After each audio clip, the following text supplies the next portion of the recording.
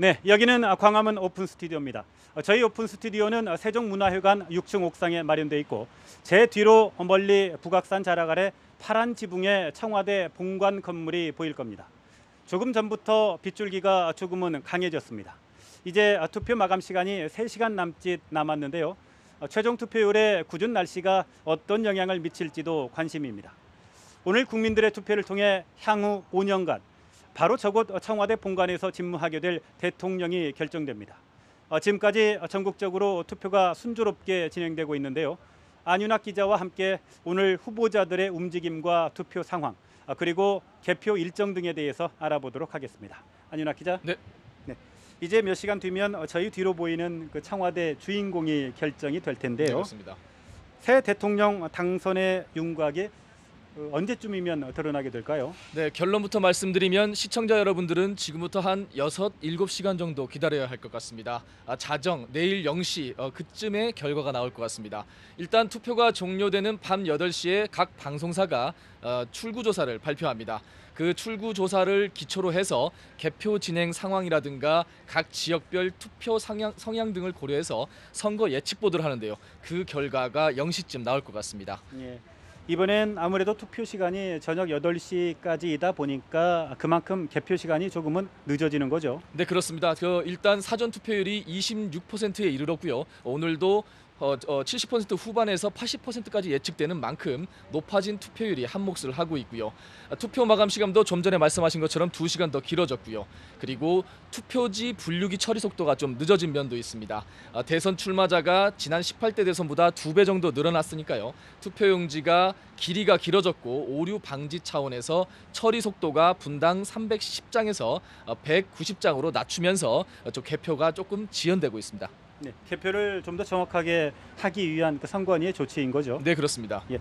어느 정도 개표가 진행되고 윤곽이 나올 때쯤 되면 혹시 후보자들이 이곳 광화문에 올 가능성도 있지 않습니까? 네, 그렇습니다. 보통 당선 윤곽이 어느 정도 결정이 되면요, 후보들은 개표 상황실이 꾸려진 당사를 먼저 찾습니다. 가서 예. 당직자들과 의원들을 격려를 하고요, 기자회견을 먼저 하게 됩니다. 그리고 당선 축하 행사가 벌어지고 있는 이곳 광화문에 올 가능성이 높습니다. 문재인 대표가 일단 광화문에 올 가능성이 높고요. 홍준표 후보도 어제 마지막으로 유세했던 대한문 앞 광장을 찾을 가능성을 검토하고 있습니다. 안철수 후보도 광화문 광장에 올 가능성이 높고요. 심상정 후보도 촛불 민심을 강조한 만큼 광화문에 나와 지지자들을 만날 가능성이 높습니다. 지난 2012년에도 박근혜 전 대통령이 축하 행사가 열리고 있는 광화문에 와서요, 국민 행복 시대를 강조하기도 했었습니다. 예. 이번 선거는 과거와는 달리 대통령 탄핵으로 거리된 상황에서 치러지는 선거다 보니까 과거와는 다른 점들이 있는데요. 당선되고 나면 어떤 절차가 기다리고 있습니까? 네, 일단 몇 가지 법적인 절차가 남아 있습니다. 모든 개표가 다 완료되는 것은 내일 오전 6시부터 7시 정도까지고요. 선관위가 오전 8시 또는 늦어도 10시에는 전체 회의를 열어서 당선 확정을 의결하게 됩니다. 예. 이러면 바로 법적인 효력이 발생하게 됩니다. 그렇고 김영덕 선관위원장이 신임 대통령에게 당선증을 전달을 하고요. 당선증을 받고 국회에서 취임 선서를 하는 것으로 취임식이 대체되게 됩니다. 예.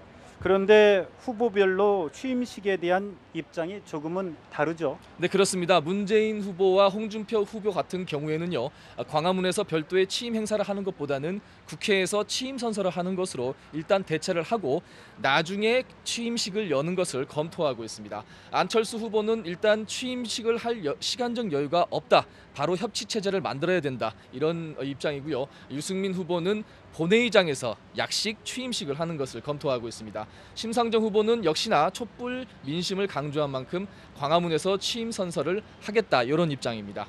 예. 이번 대통령 선거는 탄핵 이후에 보궐 선거이기 때문에 종전과는 다른 점들이 있다는 걸 조금 전에도 이야기를 했었는데요. 몇 가지 관전 포인트가 있죠. 네, 그렇습니다. 그 가운데 가장 첫 번째 중요한 포인트는 과연 후보들이 어느 정도의 득표율을 올릴 것인가 하는 문제죠. 네, 그렇습니다. 이번에는 승리를 누가 할 것인가, 그 외에도 2위부터 5위까지 과연 누가 차지할 것인가, 가장 우선적인 것은 문재인 대표가 1위를 거머쥐고 예. 목표 달성을 과반으로 잡긴 했는데 그것도 이루어질지, 그것도 주목되고요. 그리고 문재인 대표 같은 경우에는 많은 표를 받을수록 국정 운영에 탄력을 받는다. 이런 주장을 하기도 했었습니다. 그리고 예. 홍준표 후보는 동남풍이 불고 있다. 또 안철수 후보는 바닥 민심은 뒤집혔다. 이렇게 했는데 그들의 주장대로 과연 역전을 이뤄낼 수 있을지도 주목되고 있습니다. 예. 1등 못지않게 또 관심이 가는 게 2위 다툼이죠. 네, 그렇습니다. 누가 2위를 하느냐에 따라서 향후 전국 운영에도 뭐 큰 영향을 미칠 수밖에 없는 상황이니까요. 네, 그렇습니다. 안철수 후보가 여론조사 공표 전까지는 2위를 달리고 있었는데요.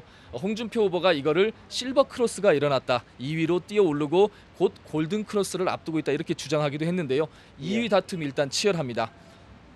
또 한 가지 관심은 보수층의 이른바 전략 투표가 실제로 벌어질 것인가 하는 점인데 선거 막판에 각 후보 진영도 이를 의식해서 치열한 공방을 벌이지 않았습니까?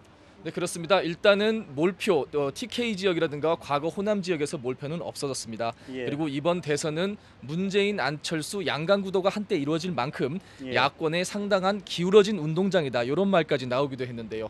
그래서 과거 같은 경우에는 강력한 보수 후보에 맞서기 위해서 호남 지역이 전략 투표를 했다. 하지만 이번에는 야권이 강한 힘이 실리는 바람에 이번에는 TK 지역을 포함한 영남 지역에서 과연 전략 투표 될 만한 사람을 밀어주는 투표를 할 것인지 그 개표 결과도 주목되고 있습니다. 예. 또 한 가지 관심은 약체 후보로 분류되는 유승민, 심상정 후보가 어느 정도의 표를 얻을 것인가 하는 점인데요. 구체적으로는 과연 두 자릿수에 도달할 수 있을 것인가 하는 점이지 않습니까? 네, 그렇습니다. 두 후보 모두 토론회 우등생이다 이런 말도 받기도 했는데요. 막판 뒷심이 조금 무섭긴 했었습니다. 심상정 후보나 유승민 후보가 막판 여론조사에서 상승세를 타고 있었는데요. 두 후보가 과연 얼마를 득표를 할지 이거는 정의당 같은 경우에는 진보당의 미래 그리고 바른정당 같은 경우도 과연 20석을 유지할 수 있을지 요거에 좀 관심이 모아지고 있습니다. 예. 마지막 관심은 실제 투표율이 얼마나 될지인데요. 지난 18대 때 75% 정도였는데 이번에는 80%를 넘길 수 있을까요?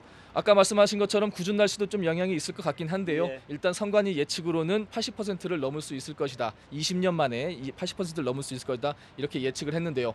보통 투표율이 높게 되면 20에서 40대의 젊은 층이 사전 투표를 많이 했기 때문이다. 이런 정설이 있는데 하지만 이를 보고 대구 경북 지역이라든가 강원 지역의 보수층이 결집할 가능성도 배제할 수 없습니다. 네.